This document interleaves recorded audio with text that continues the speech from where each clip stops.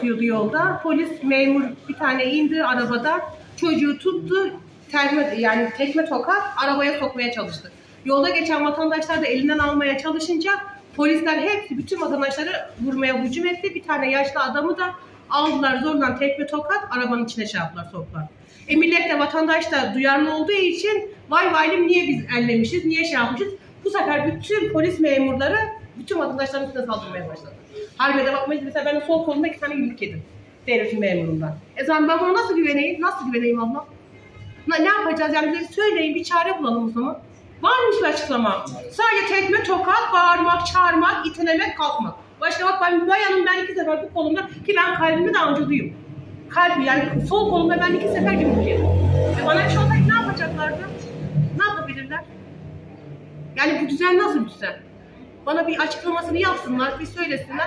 Ben de diyeyim ki vallahi devletin memuru haklıdır. Haklı hiçbir yanı yok.